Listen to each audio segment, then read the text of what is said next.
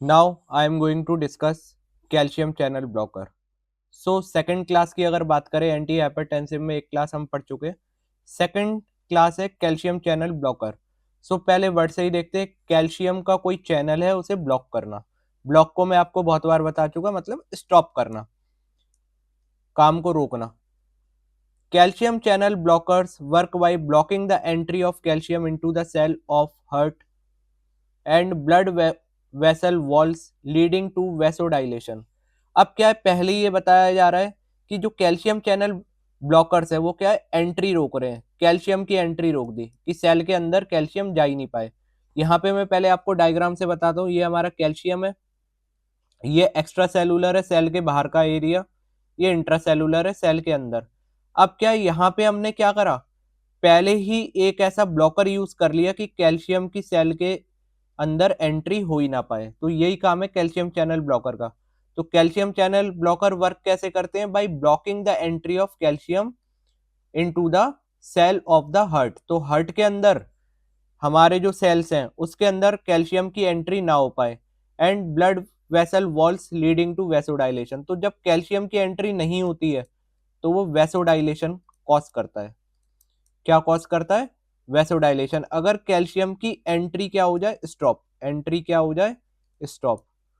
तो calcium channel blocker यही कहता है कि calcium channel blockers are those drugs that are used to stop the entry of calcium inside the cell. पर वो सेल कहाँ है, हार्ट के अंदर है। तो हार्ट के अंदर जो भी सेल्स हैं वहां पे कैल्शियम की एंट्री को स्टॉप कर देना, ताकि क्या हो जाए, वेसोडाइलेशन हो जाए।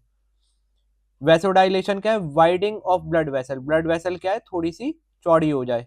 And reduce cardiac contractility and conduction. और कार्डिक कॉन्ट्रेक्टिलिटी, कार्डिक कॉन्ट्रेक्टिलिटी क्या, अभी मैंने बताया था, कॉन्ट्रैक्ट एंड रिलैक्स होता है हार्ट। तो ज्यादा कॉन्ट्रैक्ट होगा तो हार्ट की पंपिंग हाई रहेगी, तो उसकी कॉन्ट्रेक्टिलिटी को भी ये डिक्रीज करता है। They block calcium from entering the cell of the heart and blood vessel. तो ब्लड वेसल के अंदर ये कैल्शियम की एंट्री को स्टॉप कर देगा और हार्ट के अंदर भी स्टॉप कर देगा। This cause the blood vessel to relax and widen which makes it easier for blood to flow through and lower blood pressure. तो इस तरीके से ये अपना काम शो करता है। तो तीनों को इनडायरेक्टली अगर शॉर्ट में बताऊं तो तीनों लाइंस हमारी सिर्फ एक ही चीज एक्सप्लेनेशन दे रही है कि कैल्शियम चैनल ब्लॉकर्स क्या है, कैल्शियम की एंट्री को स्टॉप कर देते हैं। क्योंकि अगर कैल्शियम की एंट्री होगी तो वो हार्ट की कॉन्ट्रैक्टिलिटी बढ़ाएगा। हार्ट की क्या बढ़ाएगा, कॉन्ट्रैक्टिलिटी। कॉन्ट्रैक्टिलिटी मतलब हार्ट ज्यादा कॉन्ट्रैक्ट होगा तो रिलैक्स होगा, कॉन्ट्रैक्ट रिलैक्स हार्ट की बीट फास्ट हो जाएगी। तो कॉन्ट्रैक्टिलिटी को रोक देंगे क्योंकि कैल्शियम रिस्पॉन्सिबल है हार्ट को कॉन्ट्रैक्ट कराने में। तो कैल्शियम चैनल ब्लॉकर ने क्या करा, कैल्शियम की एंट्री को रोक दिया।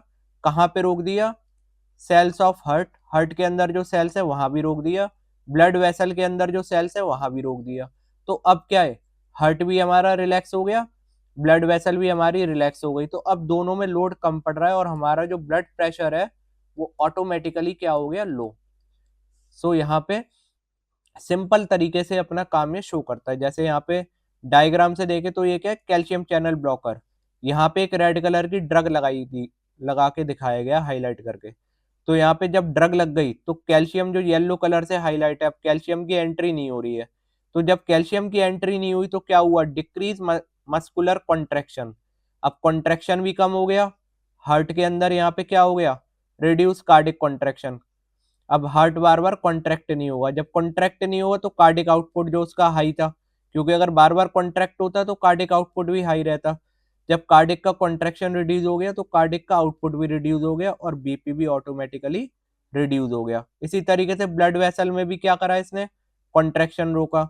तो ब्लड वेसल के अंदर भी क्या हुआ, रिड्यूस वैसो कंस्ट्रक्ट। अब जो ब्लड वेसल सिकुड़ती, कॉन्ट्रैक्ट का मतलब क्या है, सिकुड़ना। अब वैसोडाइलेशन का मतलब क्या, रिलैक्स रहना, आराम से रहेगी ये डायलेट, थोड़ी चौड़ी रहेगी। तो सीधी सी बात है, ज्यादा सिकुड़ेगी पतली हो जाएगी तो बीपी हाई रहेगा, और थोड़ी सी चौड़ी हो जाएगी, रिलैक्स हो जाएगी, डायलेट हो जाएगी तो बीपी घट जाएगा। तो ब्लड वेसल के अंदर ये क्या करता है, रिड्यूस करता है वैसो कंस्ट्रिक्शन। इसकी वजह से रिड्यूस हो जाता है पेरिफेरल रेजिस्टेंस। अब ब्लड रुकेगा नहीं, मतलब अटक नहीं रहा अंदर, क्योंकि ब्लड वेसल डायलेट हो गई है, और इस तरीके से बीपी क्या कर देता है, लो कर देता है। सो ये हो गए हमारे calcium channel blocker. Now come on the next slide. What are the drugs used in calcium channel blocker? So ये कॉमन ड्रग्स हैं जो आज के टाइम पे यूज की जाती हैं। Amlodipine, nifedipine, verapamil. तो ये 3 ड्रग्स हैं जो कि यूज करी जा रही हैं as a calcium channel blocker, blockers drugs. ये सारे एग्जांपल्स हैं। Now come on the next slide. Adverse effect. So what are the adverse effect of calcium channel blocker? अब जब भी हम एंटी हाइपरटेंसिव ड्रग्स लेते हैं तो वो एडवर्स इफेक्ट, अब वो क्या है, बीपी को लो कर रही है तो वो स्लो भी कर सकती हैं हार्ट बीट को। उस कंडीशन को कहते हैं ब्रेडिकार्डिया। अगर 60 से नीचे हार्ट बीट ज्यादा स्लो हो जाए तो वो ब्रेडिकार्डिया एडवर्स इफेक्ट शो कर सकता है। Irregular heart rhythm, arrhythmia. अब क्या, जब बीपी की रेगुलर दवाई लेते हैं कई बार क्या है वो हार्ट बीट को रेगुलर कर देता है, कभी फास्ट होगी कभी धीरे होगी, तो कभी ब्रेडिकार्डिया होगा कभी टैचिकार्डिया होगा। इस कंडीशन को हम कहते हैं arrhythmia. Severe drops in blood pressure, hypotension.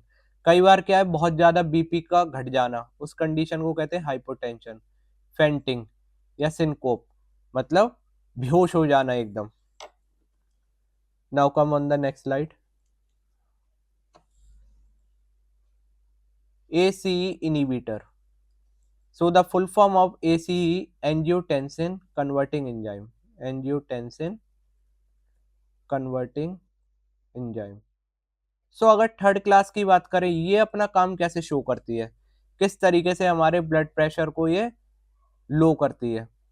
तो डिक्रीज पेरिफेरल वस्कुलर रेजिस्टेंस। तो मैंने पहले ही बताया है कि जब हमारा ब्लड प्रेशर हाई होता है, हमारी ब्लड वेसल क्या है, सिकुड़ी हो, कंस्ट्रिक्ट हो, तो रेजिस्टेंस लगेगा, मतलब ब्लड का जो फ्लो है वो अच्छे से नहीं हो पा रहा, मतलब रुक रहा है, अटक रहा है, क्योंकि पाइप वो बहुत ही ज्यादा क्या है, पतला हो चुका है। तो अब ये काम कैसे करेगा, तो इसे बीपी को क्या करना है, कम करना है, तो डिक्रीज करेगा, ब्लड फ्लो अच्छे से हो सके, तो डिक्रीज पेरिफेरल वस्कुलर रेजिस्टेंस की ब्लड कहीं रुके नहीं, आराम से ब्लड मूव हो। कैसे करेगा, they block angiotensin converting enzyme. So यहाँ पे जो सबसे बड़ा रोल है वो एंजियोटेंसिन कन्वर्टिंग एंजाइम का मैंने पहले भी डिस्कस किया था। होता क्या है, लिवर से हमारा रिलीज होता है एंजियोटेंसिनोजन, किडनी से हमारा रिलीज होता है रेनिन। अब क्या है, पहले भी हमने डिस्कस किया था, अगर रेनिन ज्यादा रिलीज होगा तो रेनिन क्या बनाता है, एंजियोटेंसिन 1 बनाता है। अगर रेनिन ज्यादा रिलीज होगा तो एंजियोटेंसिन 1 बनेगा। अब यहाँ पे बात हो रही है एंजियोटेंसिन कन्वर्टिंग एंजाइम, शॉर्ट में कहते हैं ACE। अब होता है कि जब एंजियोटेंसिन 1 बन जाता है तो ACE क्या करता है, एंजियोटेंसिन कन्वर्टिंग एंजाइम 1 को कन्वर्ट करता है 2 में, मतलब 1 से बन जाएगा 2। और अगर 2 बनेगा तो वैसो कंस्ट्रिक्ट होंगी, मतलब वैसल हमारी सिकुड़ेगी, क्या होगी, पतली हो जाएगी। तो मैंने पहले ही बताया पतली हो जाएगी तो vascular resistance, peripheral vascular resistance जो ऊपर करा था ये भी बढ़ जाएगा। लेकिन एंजियोटेंसिन कन्वर्टिंग एंजाइम तो इसे डिक्रीज कर रहे हैं, क्योंकि ये क्या चाहते हैं कि आराम से ब्लड वेसल के अंदर फ्लो रहे। ठीक है, ब्लड वेसल के अंदर ब्लड रुकना नहीं चाहिए, तो इसलिए angiotensin converting enzyme inhibitor, inhibitor इसको रोकना पड़ेगा, इसके काम को रोकना पड़ेगा। तो एंजियोटेंसिन कन्वर्टिंग एंजाइम को अगर हम बनने से रोक दें तो सीधी सी बात है कोई कन्वर्ट करने वाला एंजाइम है ही नहीं, तो एंजियोटेंसिन वन अगर बन भी गया तो वो 2 में कन्वर्ट नहीं होगा, क्योंकि एंजियोटेंसिन कन्वर्टिंग एंजाइम नहीं है। और 2 में कन्वर्ट नहीं होगा तो वैसो कंस्ट्रिक्टर नहीं होगा, मतलब वेसल कंस्ट्रिक्ट नहीं होंगे, और वेसल कंस्ट्रिक्ट नहीं होगी तो ब्लड का मूवमेंट आराम से रहेगा, ब्लड फ्लो आराम से रहेगा, और बीपी भी क्या लो हो जाएगा। अब बीपी लो कैसे हो जाएगा, क्योंकि जो रेजिस्टेंस लग रहा था, ठीक है, ब्लड का रेजिस्टेंस लग रहा था कहाँ पे, वस्कुलर रेजिस्टेंस लग रहा था, वो अब नहीं लगेगा, ब्लड आसानी से फ्लो होगा। जब ब्लड आसानी से फ्लो होगा तो बीपी ऑटोमेटिकली लो हो जाएगा। Now come on the next slide. ये दोनों भी मैंने आपको क्लियर कर दिए। AC inhibitor drugs. अब यहाँ पे मैं आपको बताता हूँ कौन कौन सी ड्रग्स है। तो प्रिल, एंड में आप देख सकते हो pril, lisinopril, enalapril, ramipril, captopril, these all are the example of angiotensin converting enzyme inhibitors drugs. ये सारी ड्रग्स यूज होती हैं, सारे क्या सॉल्ट नेम है, तो कभी भी आप दवाई के पीछे देखोगे तो ये चीजें आपको मिलेंगी। अब आपको ये चीजें कंपोजिशन में मिलेंगी तो आप समझ जाओगे एंटी हाइपरटेंसिव ड्रग्स है। Now come on the next slide. Adverse effect. So what are the adverse effect of anti hypertensive drug, लेकिन इसके अंदर कौन सी क्लास का अभी हम पढ़ रहे हैं? एंटी हाइपरटेंसिव ड्रग्स में हम पढ़ रहे हैं एसी इनहिबिटर। सो यहाँ पे बात हो रही है adverse effect of angiotensin converting enzyme drugs की, लेकिन कन्वर्टिंग एंजाइम ड्रग्स के बीच में क्या लगेगा? इनहिबिटर्स, जो इन्हें रोक रहे हैं। ठीक है, angiotensin converting enzyme inhibitor drugs तो क्या क्या एडवर्स इफेक्ट देती हैं? ड्राई कफ हो सकता है, डिजीनेस, बहुत ज़्यादा वीकनेस फील होना और लो ब्लड प्रेशर, ये कॉमन एडवर्स इफेक्ट है, कॉमन एडवर्स इफेक्ट हैं जो कि बॉडी के अंदर दिख सकते हैं। Now come on the next slide. अब हमारी नेक्स्ट क्लास ऑफ ड्रग आती है एंटी हाइपरटेंसिव के अंदर, जिसका नाम है पेरिफेरल अल्फा एंटागोनिस्ट। अब एंटागोनिस्ट का पहले फिर से शॉर्ट में बता दूं, अपोज काम करना या रोकना। कोई भी जब हम ड्रग एंटागोनिस्ट यूज करते हैं, अब यहाँ पे क्या है? पेरिफेरल अल्फा एंटागोनिस्ट, मतलब पेरिफेरल अल्फा को रोक रहे हैं, ये क्या कर रहे हैं? अपोज काम दिखाएगा, उसके अपोजिट काम दिखाएगा, इसे रोकेगा। ठीक है, तो ये ड्रग्स काम कैसे करती हैं? Blockade of alpha 1 receptor. अब ये जो भी ड्रग्स हैं, ये सीधा का सीधा काम कहाँ करेंगी? अल्फा 1 पे। कहाँ काम करेंगी? अल्फा 1, लेकिन उसको क्या करेंगी? रोकेंगी। उस रिसेप्टर को क्या कर रही है? ब्लॉक कर रही है। The primary mechanism involves by blocking alpha 1 receptors in the peripheral nervous system, लेकिन ये रोक कहाँ पे रही है? पीएनएस पे। In the peripheral nervous system which are located on smooth muscles of blood vessels। अब होता क्या है? जैसे ही हमने पेरिफेरल अल्फा एंटागोनिस्ट ड्रग ली, तो उसने सीधा ब्लॉक कर दिया अल्फा 1 रिसेप्टर को। क्या कर दिया? ब्लॉक अल्फा 1 रिसेप्टर को। कहाँ पे? पेरिफेरल नर्वस सिस्टम में। अब क्या ये एक्टिवेट नहीं हो पाएगा, क्योंकि अल्फा 1 रिसेप्टर को क्या कर रखा है? ब्लॉक, जो कि लोकेटेड कहाँ है? Smooth muscles of blood vessel. ठीक है, which are located on smooth muscle of blood vessel. तो हमारी ब्लड वेसल्स की स्मूथ मसल्स के अंदर ही अपना काम शो कर रहा है। फिर से बता दूं आपको, ब्लॉकेज ऑफ अल्फा 1 रिसेप्टर, तो पेरिफेरल अल्फा एंटागोनिस्ट क्या कर रहे हैं? वो सीधा का सीधा ब्लॉक कर रहे हैं अल्फा 1 रिसेप्टर को। ठीक है, जब ये अल्फा 1 रिसेप्टर को ब्लॉक कर देंगे, कहाँ पे? पेरिफेरल नर्वस सिस्टम में लोग, लेकिन वो अल्फा 1 रिसेप्टर कहाँ प्रेजेंट है? ब्लड वेसल्स में प्रेजेंट है। तो स्मूथ मसल्स हमारी क्या रहेंगी? रिलैक्स रहेंगी। ठीक है, second, vasodilation. Normally when norepinephrine binds to these receptor, it cause vasoconstriction, narrowing of blood vessel. By blocking these receptor, alpha 1 antagonist prevent vasoconstriction and cause blood vessel to relax and dilate। तो पहले ही हमने discuss करा है कि अब यहाँ पे हमने पहले ऊपर क्या बताया था कि ब्लॉक करना है अल्फा 1 को, क्योंकि अल्फा 1 अगर ब्लॉक नहीं किया जाएगा तो ब्लड वेसल क्या हो जाएगी? कंस्ट्रिक्ट हो जाएगी। मैं पहले ही बता रहा हूँ, बार बार सिकुड़ जाएगी, हम कह सकते हैं नैरो हो जाएगी, छोटी हो जाएगी। और अगर ये वैसो कंस्ट्रिक्ट हो जाएगी या वैसो कंस्ट्रिक्शन हो जाएगा, नैरो हो जाएगा, तो क्या होता है?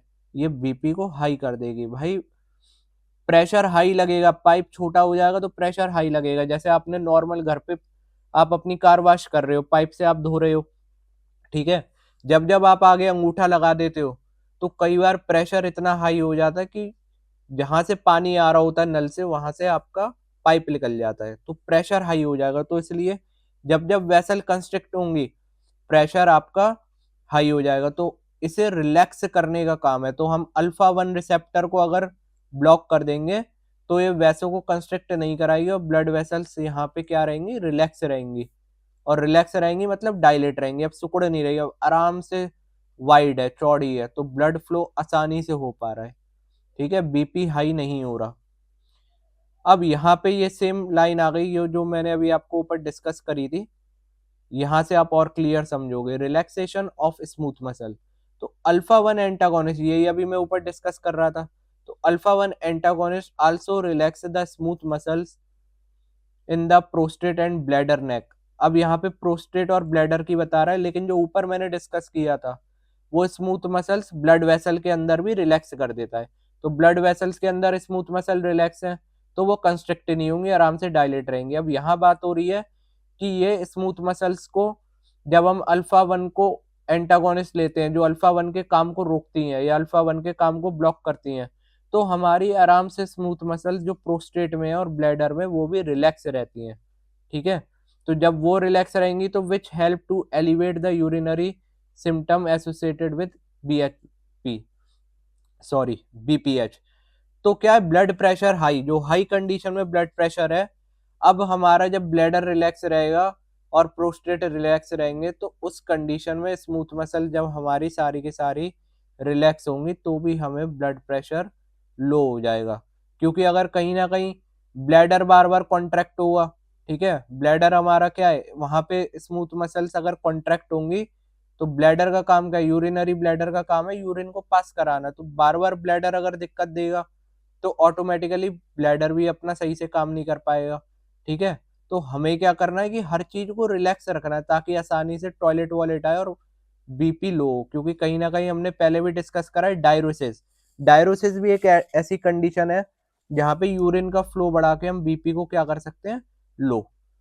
ठीक है, तो यहाँ पे जो यूरिनरी सिम्टम्स है, मतलब जो दिक्कतें हो सकती हैं वो दिक्कतें नहीं आएंगी क्योंकि स्मूथ मसल्स वहां पे भी क्या रहेंगी, रिलैक्स रहेंगी।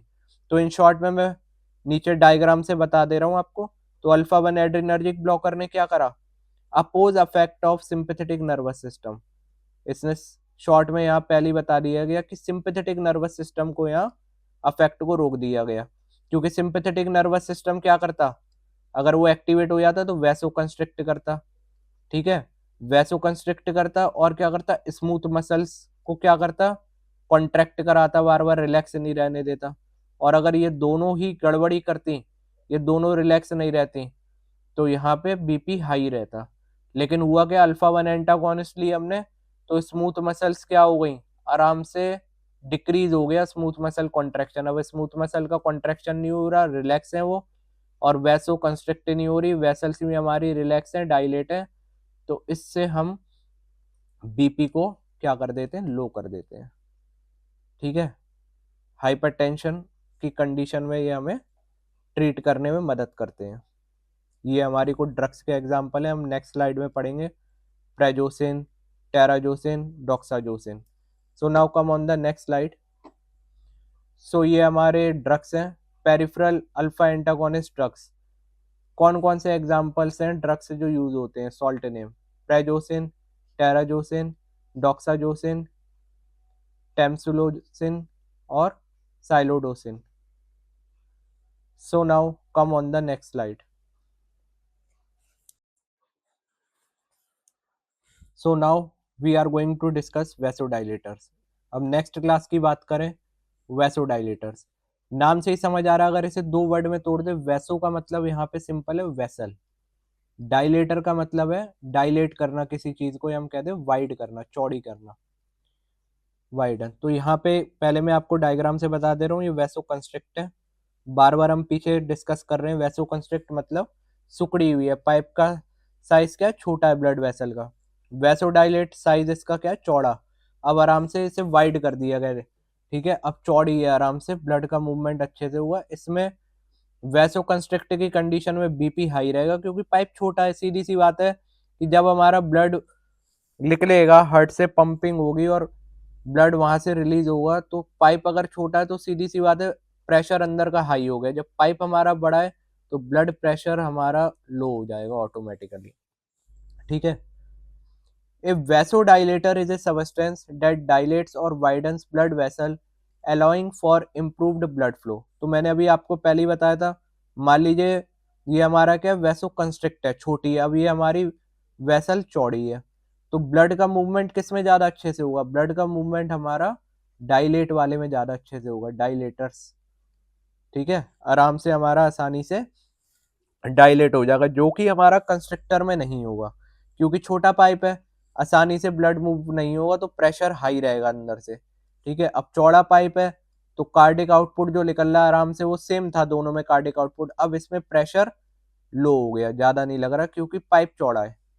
ठीक है, second point, vasodilator work by relaxing the smooth muscle in the wall of blood vessel.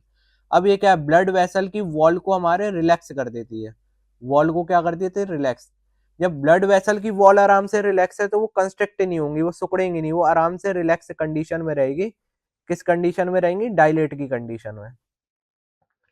This relaxation cause the vessel to wide. अब क्या है, उस पर कोई लोड नहीं पड़ रहा, वो रिलैक्स स्टेट में, वो कंस्ट्रिक्ट नहीं हो रही। तो इसकी वजह से क्या होता है, जो वेसल है वो आराम से वाइड रहती है, आराम से वेसल क्या रहती है, चौड़ी रहती है। चौड़ी इन द सेंस अपनी पोजीशन में रहती है। एक होता है, आप कैमरे में देखिए, जैसे एक है ये पोजीशन है, ठीक है, ये इसकी नॉर्मल पोजीशन है, अब ये छोटी हो गई, तो जब सिकुड़ जाएगी तो प्रेशर हाई हो जाएगा, जब अपनी नॉर्मल स्टेट में हो जाएगी, डायलेट हो जाएगी, तो प्रेशर कम हो जाएगा, ठीक है। Lowering resistance and blood pressure, अब क्या है, जब आराम से ब्लड वेसल डायलेट है या वाइड, हम कह दें वाइड है, तो रेजिस्टेंस, अब जो ब्लड का जो रेजिस्टेंस था, एक तो प्रेशर भी हाई दे रहा था अंदर से और रुक रहा था, क्योंकि भाई छोटा पाइप है और कार्डिक आउटपुट हाई है, तो वो मूव नहीं कर पा रहा था। तो अब इसका रेजिस्टेंस भी लोअर हो जाएगा, अब रुकेगा नहीं, क्योंकि डायलेट हो चुकी है, वाइड हो चुकी है वेसल, ठीक है, और ब्लड प्रेशर भी ऑटोमेटिकली डिक्रीज हो जाएगा। They can affect arteries, veins और बोथ। अब होता क्या है कि जो हमारा ये है, ये क्या है, अफेक्ट करता है आर्टरीज को भी या वेन्स को भी या बोथ को भी। जैसे वैसोडाइलेटर है, अब वैसोडाइलेटर हमारी आर्टरीज को भी, स्मूथ मसल्स को रिलैक्स करेगा, वेन्स को भी करेगा, या दोनों को करेगा, या किसी एक को करेगा, कुल मिला के क्या है, रिलैक्स करेगा और डायलेट करेगा, या हम कह सकते हैं वाइड करेगा, रेजिस्टेंस को लो करेगा और बीपी को घटा देगा। तो ये इसका काम है। ये डायग्राम क्लियर फिर से इंडिकेट कर रहा है कि वैसोकंस्ट्रिक्ट में पाइप छोटा है तो बीपी हाई है, और वैसोडाइलेशन में पाइप अब चौड़ा हो चुका है, या हम कह सकते हैं वाइड हो चुका है, नॉर्मल कंडीशन में आ चुका है, तो हमारा बीपी ऑटोमेटिकली, जो ब्लड का प्रेशर था वो ऑटोमेटिकली लो हो गया। Now come on the next slide. So vasodilator drugs, यहाँ पे एग्जाम्पल की बात करते हैं, ठीक है। तो वैसोडाइलेटर ड्रग्स में मोस्ट कॉमन जो ड्रग्स यूज होती है, जैसे nitrates, like nitrogen, nitrogen glycerine या नाइट्रोग्लिसरीन, शॉर्ट में हमने बोल दिया nitroglycerine. Second, angiotensin converting enzyme inhibitor, ये हम पहले ही डिस्कस कर चुके हैं, ठीक है। वैसोडाइलेटर्स ड्रग्स के अंदर एंजियोटेंसिन कन्वर्टिंग एंजाइम इनिबिटर वाली ड्रग्स भी यूज की जाती हैं, क्योंकि कहीं ना कहीं वो भी वैसो को डायलेट करने में मदद करती हैं। कैल्शियम चैनल ब्लॉकर, इसके भी हमने एग्जाम्पल पहले डिस्कस करे थे, अब आपको याद करो, बताओ कौन कौन से थे, एक बार प्रीवियस स्लाइड में जाके फिर से पढ़ो, तो यहाँ आपको पता चल जाएगा एंजियोटेंसिन कन्वर्टिंग एंजाइम के कौन कौन से एग्जाम्पल थे, और कैल्शियम चैनल ब्लॉकर के कौन कौन से एग्जाम्पल थे, और माइनॉक्सिडिल। तो ये सारी ड्रग्स यूज होती हैं as a vasodilators. Now come on the next slide.